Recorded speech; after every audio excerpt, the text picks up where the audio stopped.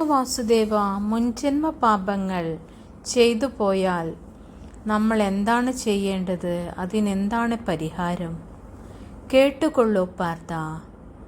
ഈ ജന്മത്തിലെ നിന്റെ കർമ്മങ്ങൾ ഈശ്വര സമർപ്പണമായി ചെയ്യുകയും എല്ലാ ജീവജാലങ്ങൾക്കും നീ സംരക്ഷണം നൽകുകയും അവരുടെ പുരോഗതിക്കായി നീ പരിശ്രമിക്കുക. അതിലൊന്നും നീയാണ് ചെയ്യുന്നത് എന്ന ബോധം ഉണ്ടാവാതെ എല്ലാം ഈശ്വരനാണ് ചെയ്യുന്നത് എന്ന ബോധത്തോടുകൂടി നീ ജീവിക്കുക. എല്ലാവരിലും ഈശ്വരികത്വം കാണുക.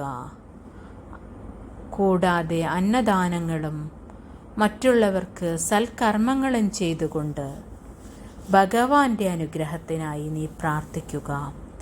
ഇതുവഴി മാത്രമേ നിന്റെ പാപങ്ങൾ അകലുകയുള്ളൂ. അതിനായി ശ്രമിക്കൂ പാർത്ഥ. സർവ്വതിലും വിജയങ്ങളുണ്ടാവട്ടെ.